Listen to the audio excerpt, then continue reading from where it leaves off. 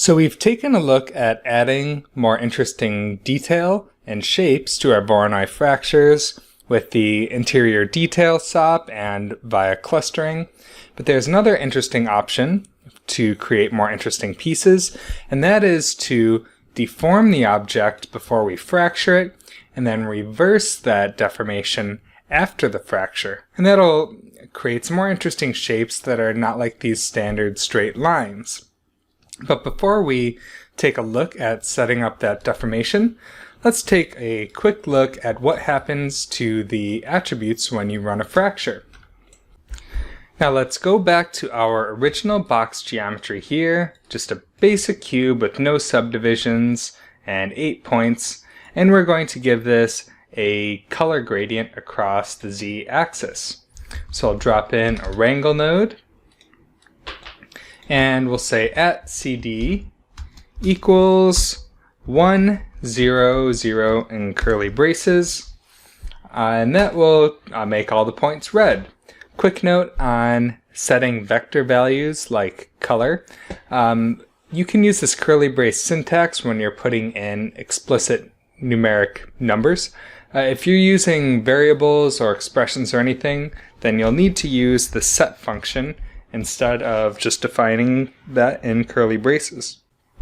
But we can also set each component of our vector individually without using either the set function or the curly braces. So we can say at cd.r equals, and I'll use a bounding box lookup function for this. That'll be rel bbox from input 1 based on our position p. And just to get the z component of that, I'll use this index of 2. Now we'll talk some more about using functions like this bbox function throughout the class, so don't worry if this looks a little bit confusing to you to start out with. If you're not familiar with programming, I know that some of these things might look really intimidating, but I find that this class is actually really good at getting people used to Vex programming and small snippets that are not too difficult to understand on their own, and it's a great way to get started if you haven't done Vex before. For now, all you need to know is that this rel bbox function will return a value from 0 to 1 for each x, y, and z dimension based on the position you provide. So in Vex, this at p always refers to the point position of the current point that the wrangle is processing. And this first argument here just means we're looking at the first index of that, the first input to that wrangle node. And the wrangle inputs are numbered starting at 0. So it's 0, 1, 2, 3. And this rel bbox function, like I said, is returning a 0 to 1 value based on where it is in the bounding box for x, y, and z. And this extra 2 specification here means we're only interested in the z component. So we're setting that red color based on the z position. Let's rename our wrangle node to keep things clean. And if we look at the spreadsheet for that wrangle and then go over to the points here, you'll see that all of our points either have a value of pure black or pure red. And we're seeing a gradient across the surface because it's interpolating those colors across the surface, kind of figuring out what that blend would be based on each of the individual point colors. But you'll notice that we have 50% red here, but that's not actually stored in a point. But when we do a fracture on our geometry, we go to our Voronoi fracture output, we can isolate one of these points in the middle to test it out. So just go to your point selection, and you can grab any old point in the middle here. I'll just pick that one and hit delete, which will create a blast node. And then on that blast node, I'll flip it to delete non-selected. So it just isolates this one point in the middle of that fracture. And if you look at the spreadsheet for that one point, you can see this has a red value, in this case of 0.531084. So whenever the Voronoi fracture, or a Boolean fracture for that matter, makes a cut in the geometry, it'll figure out what the value of that point would be based on the surrounding points and how close it is to them. It'll do this for any numeric value, not just color, and this will be very important for our pre and post deformation setup. Now let's delete that blast node, and we can delete this color as well. And let's set a rest position on our box here before we deform it. So you can just drop in a rest position node, and you'll see that creates a rest attribute that's just a copy of our point position. And this is really useful because when our point positions change, this rest position won't change, so that we can always get our geometry back to its original position after some deformation. However, because this plane cube is only 8 points, this is not very suitable for deformation right now. We're going to apply our deformation with an attribute noise, and in its current state, we'll see what happens if you just say we're going to deform the attribute P, and then let's start turning up our amplitude here, like so. You can see that that's just moving all the points around. We're going to need a lot more detail in order to get some interesting deformations out of this. So let's just increase the subdivisions on our box here. You can do this lots of different ways. You could subdivide it. You could use a divide node with the bricker option, like so. Turn off convex polys. You can do a bricker here. That's another way to do it. Or you can just use the original box itself, of course. So you can just switch this from a polygon to a polygon mesh instead. And we could increase the number of divisions, like so. You can see it's not using a uniform distribution because it's smaller in Y. So we might want to turn down the number of Y divisions to keep things nice and square. And that gives us a lot more detail to work with in our deformation. So now if we go back to our attribute noise, you can see this is doing something much more interesting to that surface. I'm going to raise the element size here so that we get just bigger shapes deforming that surface. Maybe that looks like a decent starting point. I'm at a value of 6 there. And right now, this is only giving us values from 0 to 1. So you can see it's kind of pushing all the points in one general direction in world space. But if we click this center noise, that will remap the values instead of being from 0 to 1 to be -1 to 1, which will give us just a slightly better deformation. Either would work really, but this will keep our geometry centered around its original position, which I just think is a little bit cleaner. So now, if we apply this noise like so, we need to make sure this happens after the rest position. Let's just shake out our rest position node there, drop it before the noise, and then we're ready to run our fracture on this deformed geometry.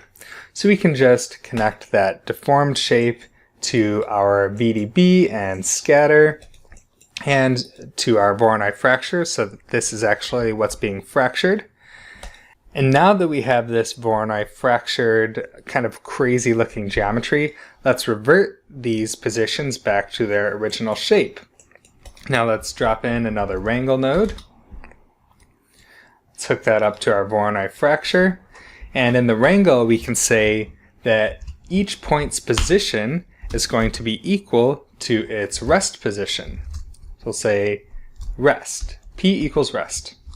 And this looks a bit broken at first because the normals are crazy, but we can fix the normals on our geometry with a normal node. So we'll drop in a normal, wire that after the wrangle, and a quick word of warning on these normal nodes. You typically want to set the normals on your inside and outside faces separately. If we go to smooth shaded mode, like so, some of these artifacts are introduced by the process of doing this pre and post deformation technique. It's one of the drawbacks that you really have to kind of try to minimize these artifacts as much as possible, sometimes by increasing the resolution of your mesh before doing the deformation, or maybe doing less extreme deformations.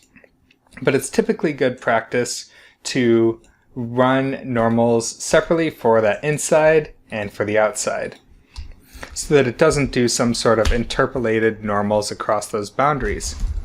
So call this normal inside, drop in another one for normal outside, like so.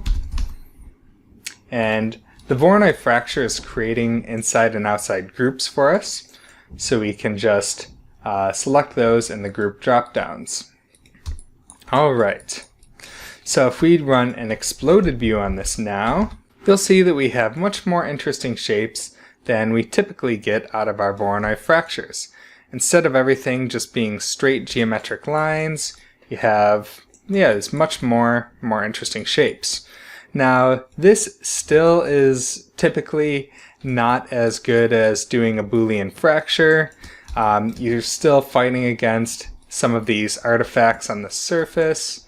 Some of those might be less visible in render, but this is still not, the most interesting set of shapes. And we can push this further with variations on that noise attribute, but yeah, typically I would just recommend going to Booleans if you just want to get more interesting shapes. However, there is an example of pre and post deformation that is still pretty common and useful in production, and that is the case of wood splinter fractures. For the wood splinter example, we can delete our normal nodes and our revert to rest position, and we can get rid of the rest position and attribute noise as well. We're going to use a slightly different technique for this one. So this box, let's turn this into a shape that's more representative of perhaps wooden plank. So we can maybe make this a bit bigger in Y, maybe 20 units. And we'll make this pretty small in X and pretty small in Z as well. I'll also make the background dark because some things are a little bit easier to see that way. And it looks a little bit nicer as well, in my opinion.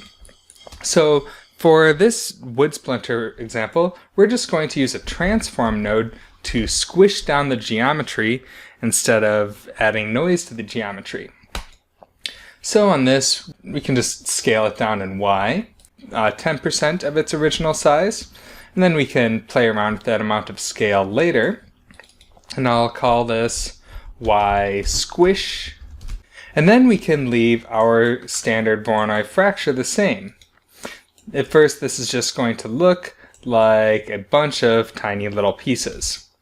But if we do a similar thing to what we did with reverting our geometry back to the rest position, we don't have to use our rest position to do this because it's just a basic transform. We can just create a copy of our transform node, just right click it, go to actions and say create reference copy, and we'll rename this to Y squish revert. And if you control shift click on this invert transformation parameter here, you'll see that all of the other parameters are referenced to our original Y transform, so this will get the exact same values on this one, except for that one that we've unlinked there. And we'll turn that on to invert transformation so that this gets back to precisely its original position. So if you just look at the geometry itself, that box perfectly matches the post fracture shape.